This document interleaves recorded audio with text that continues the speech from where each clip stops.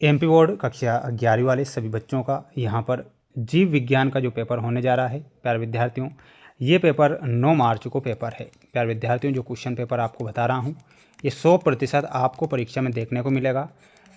जो पेपर मैंने बताए 100% वही पेपर परीक्षा में छपे। और अब भी मैं यही कह रहा हूँ कि प्यारे विद्यार्थियों, क्वेश्चन मत छोड़ना।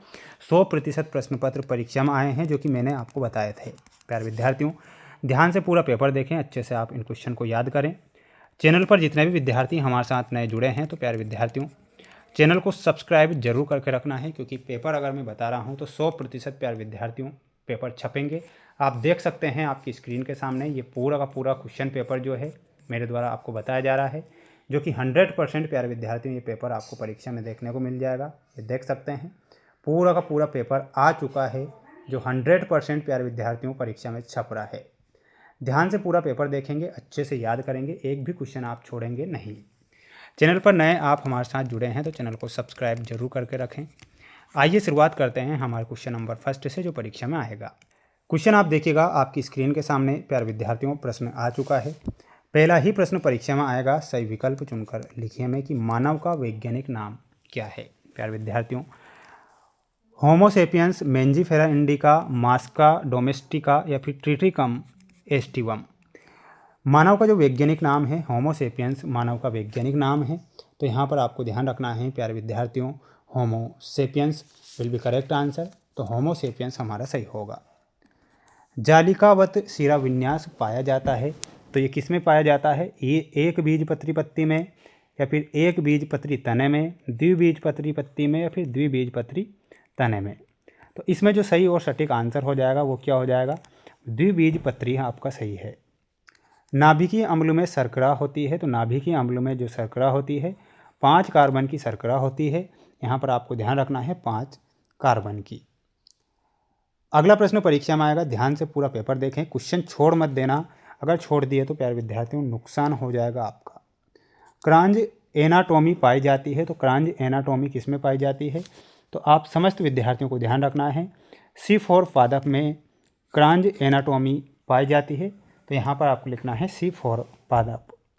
दमा विकार संबंधित है, तो दमा जो विकार संबंधित है वो किससे है? फेफड़ों से संबंधित है, तो फेफड़े लिखना है। कॉर्पोरा क्वाड्रिजेमिन में लोबों की संख्या होती है, तो संख्या होती है 4। तो यहाँ पर आपको 4 करेक्ट लिखना है। अब बढ़ेंगे अगले प्रश्न की ओर। अगला प्रश्न देख लीजिए, छाप लीजिए, रट लीजिए। प्यारे विद्यार्थियों, पेपर पूरा का पूरा बताऊंगा, बिल्कुल टेंशन नहीं लेना। 5 जगत वर्गीकरण वैज्ञानिक द्वारा दिया गया है, तो ये किसके द्वारा दिया गया है? तो ध्यान रखना है आपको, और उनका नाम है R.H. व्हिटकर। क्या लिखना है? R.H. व्हिटकर आपको नाम लिखना है। अंडाशय से बीजांड के लगने के क्रम को क्या कहते हैं? तो उसे बोला जाता है बीजांडन्यास। तो यहाँ पर हो जाएगा बीजांडन्यास। ये आपको यहाँ पर करेक्ट आंसर के रूप में लिखना है। कार्बोहाइड्रेट का सांस गुणांक मान होता है, तो इसका जो मान होता है कितना होता है? ध्यान रखना है 1.0 से शरीर में प्लेटलेट्स की कमी हो जाती है। तो प्यारे विद्यार्थियों, डेंगू में अगर डेंगू हो रहा है तो प्लेटलेट्स की कमी हो जाएगी, तो इसमें डेंगू लिखना है। मूत्र के पीएच मान होता है, तो इसका पीएच जो मान होता है 6.0।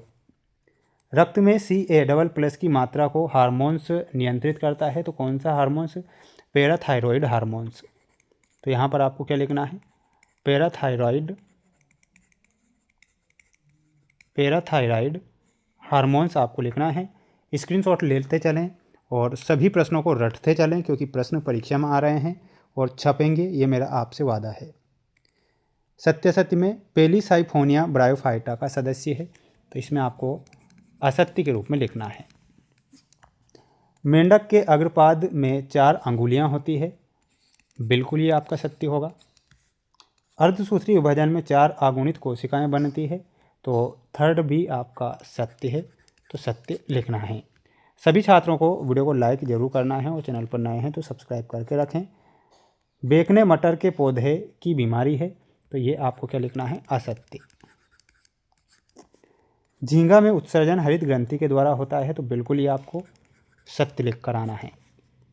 अक्षीय कंकाल में 206 अस्थियां होती है, ये आपको लिखना है असत्य। ठीक है, तो स्क्रीनशॉट ले लीजिए सभी छात्र और इन सभी प्रश्नों को याद कर लेना है, क्वेश्चन को छोड़ना नहीं है, क्योंकि पेपर अगर मैं बता रहा हूँ तो प्यारे विद्यार्थियों पेपर तो छपेगा और ज़रूर छपेगा। ट्रिपेनोसोमा इसमें आपको मिलाना है ऑप्शन नंबर ई से प्रोटोजोआ। अगला है स्कूटेलम, तो इसमें हो जाएगा एक बीजपत्री बीज। ऑक्सीजन में आपको मिलाना रहेगा जोसेफ प्रिस्टले। और SAN, तो इसमें आपका सही आंसर क्या हो जाएगा फोर्थ में, और वो हो जाएगा नीले। अग्नाशय में आपका ऑप्शन नंबर सी इंसुलिन सही होगा। तो ये आपकी जोड़ी है। अब आप इसे अच्छे से क्या करेंगे, याद कर लेंगे। सभी छात्र, सभी विद्यार्थी जो स्टूडेंट्स इस वीडियो को देख रहे हैं, तो सभी को चैनल को सब्सक्राइब जरूर करके रखना है, क्योंकि पेपर जो बता रहा हूँ पेपर छपेगा 100%। पृष्ठ रज्जु का निर्माण किस भ्रूणीय स्तर से होता है, तो मीसोडर्म। तो यहाँ पर आंसर हो जाएगा मीसोडर्म। मेंढक के मस्तिष्क से निकलने वाली तंत्रिका की संख्या कितनी है, तो इसमें आपको लिखना है 2 अल्फा और 2 बीटा, या 10 जोड़ी। बिल्कुल यहाँ पर 10 जोड़ी लिखना है आपको, है ना, सॉरी, यहाँ पर आपको 10 जोड़ी बताना है। हीमोग्लोबिन में पाई जाने वाली प्रोटीन श्रृंखलाओं के नाम होते हैं 2 अल्फा और 2 बीटा। ठीक है, लिखना है आपको 2 अल्फा व 2 बीटा। पायरुविक अम्ल किस प्रक्रिया के अंत में बनता है, नाम लिखिए। तो ग्लाइकोलाइसिस, तो यहाँ पर क्या हो जाएगा, और वो हो जाएगा ग्लाइकोलिसिस। ग्लाइकोलाइसिस करेक्ट करना है। संधिशोथ रोग किस अंग से संबंधित है, तो इसमें आपको लिखना है जोड़ या संधियाँ। तो ये आप यहाँ पर सही और सटीक आंसर के रूप में लिखेंगे। माय डियर फ्रेंड्स, ये क्वेश्चन जो मैंने आपको बताए हैं, ये मोस्ट प्रश्न बताए हैं ऑब्जेक्टिव टाइप। चैनल पर मैंने 2 सेट पेपर डाल दिए हैं। अगले 2 जो सेट पेपर होंगे वो मैं नेक्स्ट वीडियो में बता दूंगा आपको। 4 सेट पेपर का वादा किया है, चारों सेट पेपर बताऊंगा। चैनल को सब्सक्राइब जरूर करके रखें। मिलते हैं नेक्स्ट वीडियो में।